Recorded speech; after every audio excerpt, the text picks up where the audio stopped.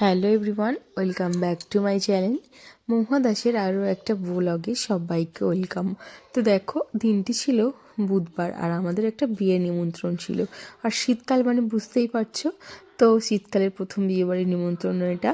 তো আমার একটা ননদের মেয়ের বিয়ে, তো সেখানেই আমরা সবাই মিলে যাব। তো দেখো, সবাই মিলে গাড়িতে করে বেরিয়ে পড়লাম বিয়েবাড়ির উদ্দেশ্যে। আর ওদের বাড়িটা না প্রায় ওই মসলন্দপুর, অনেক দূর প্রায়। তো জানো তো, তো আমাদের বাড়ির সবাই মিলে ঠিক করলাম যে আমরা একটা গাড়িতে যাব, আর পাশে কাকুরা ছিল তো ওরাও একটা ওদের নিজেদের গাড়িতে যাবে। তো পরস্পর আর কি দুটো গাড়িই যাচ্ছিল বাড়ি থেকে। আর সেদিন আমাদের আরও একটা নিমন্ত্রণ ছিল, তো সেখানে দুপুরবেলা খাওয়া দাওয়া করেছি। তারপরে না একদম এনার্জি ছিল না জানো তো বিয়েবাড়ি যাওয়ার জন্য, কিন্তু তবুও নিমন্ত্রণ করে গেছি, নিমন্ত্রণ রক্ষা করতে তো হবে। আর ননদের বাড়ি বলে কথা, ওই জন্য মানে আমার বরের পিসির মেয়ের বিয়ে, তো সেখানেই আর কি যাচ্ছি। তো দেখো, এটা হচ্ছে মসলন্দপুরের ওখানে চলে এসেছি আমরা। আর যেহেতু স্টেশন আছে, তো তাই জন্য একটু দাঁড়িয়ে গেছিলাম, মানে ট্রেন ঢুকে গেছিলো সেই কারণে। তো তারপর যথারীতি আমরা স্টেশন পার হচ্ছি। আর এখানে দেখো কত বিয়ের গাড়ি, যেতে যেতে অনেক বিয়ের গাড়িই দেখলাম, কারণ বিয়ের দিন ছিল সেদিনকে, খুব ভালো বারও ছিল, ওই জন্য প্রচুর প্রচুর বিয়ে হয়েছে সেদিনকে। তো দেখো আমরা পৌঁছে গেছি বিয়ে বাড়িতে। আর সামনে দেখো কত সুন্দর সাজিয়েছে, ডেকোরেশনটা খুব খুব সুন্দর করেছিল। আর এটা কিন্তু আর একটা বিয়ে বাড়ি ছিল, মানে পরস্পরই পাশাপাশি দুটো বিয়ে হচ্ছিলো জানো তো। তো আমরা প্রথমে ভেবেছি ওই বিয়ে বাড়িটা, তারপর পরে ভাবলাম না, পাশেরটা। তো আমরা কোনোদিনও যাইনি এই বিয়ের অনুষ্ঠানের মানে পারপাসই আর কি গেলাম।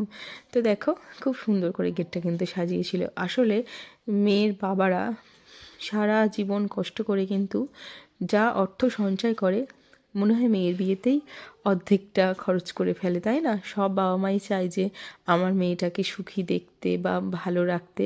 তো মানে যতটা সামান্য আয়োজন সব কিছু কিন্তু করে থাকে মেয়ের বাবার আজকের দিনে। তো তার সর্বস্ব মনে হয় দিয়ে দেয়, সাথে মেয়েটাকেও। তো যাই হোক, বিয়ে বাড়িতে গেলে না কখনোই খারাপ বলতে নেই, কারণ একটা বাবা তার সারা জীবনের রোজগার কিন্তু মেয়ের বিয়েতেই খরচ করে। তো দেখো তার যথা সামান্য মতন আয়োজন করে। তো আমরা বিয়ে বাড়িতে চলে এসেছি। খুব খুব সুন্দর কিন্তু ডেকোরেশনটা হয়েছিল, আর সুন্দর করে সাজিয়েছিল। এই দেখো বর চলে এসছে, আর সাথে কিন্তু ব্যান্ডের বাজনাও ছিল। খুব খুব ভালো লাগছিল জানো তো। আর এখানে ফটোশ্যুটও চলছে। তারপর দেখো কত লোকের মানে, আর ওখানে গিয়ে সবার সাথেই দেখা হলো, বাড়ির সবার সাথে দেখা হলো। তারপর যাদের সাথে অনেকদিন দেখা হয় না তাদের সাথেও দেখা হয়ে খুব ভালো লাগছিলো জানো তো। আর এখানে দেখো বিয়ের আয়োজন, মানে বিয়ে ওখানে মন্ত্র পড়া হচ্ছে, বিয়ের আয়োজন চলছে। আর এই যে ব্যান্ডের পার্টি করে বর এসছে, আর এই যে বরের বসে আছে, আর ওই যে আমার চিকুবাবু দেখো, আর এখানে বরের বন্ধুরা বসে আছে। এবার মেয়েকে আর কি দেখাবো তোমাদেরকে। মেয়ে দেখো, এবার মেয়েকে কত সুন্দর লাগছে, এটা আমাদের সম্পর্কে ননদের মেয়েই হয়। তো খুব সুন্দর লাগছিল ওকে, আর কি মিষ্টি করে সাজিয়েছে না, এমনিতেও ওকে দেখতে খুব সুন্দর। তো যাই হোক দেখো, আমি আমার আমার জায়ের মেয়ে, এই যে সবাই ফুল ফ্যামিলি বসে গেছে, দাদা ভাই, আমার বরমশাই, সবাই ফটোশ্যুট করতে। আর এই যে তার মধ্যে আমার জিকুবাবুও কিছু ফটোশ্যুট করে নিল জানো তো। আর এই যে আমার মাম্মাম দেখো কেমন করছে, আমি বললাম মাম্মাম একটু ভালো করে তাকাও, কিন্তু কথা শুনলোই না। তো এখানে দেখো বর কলা তলাতে চলে এসছে, আর এবার বরণ করার পালা। তো সব শাশুড়িরা মিলে আর কি গোল করে ঘুরছে, তারপরে আর কি বরণ হবে। তো সামনে এই যে এই ননদ যে বরণ করছে ফার্স্টগুলো নিয়ে, ওটাই আর কি ননদ আমাদের। তো তারপর দেখো ওখান দিয়ে একটু গল্প আড্ডা করে চলে এসেছি খাওয়ার এখানে, কারণ রাত হয়ে গেছিলো, বাড়ি ফিরতে হবে ওই জন্য।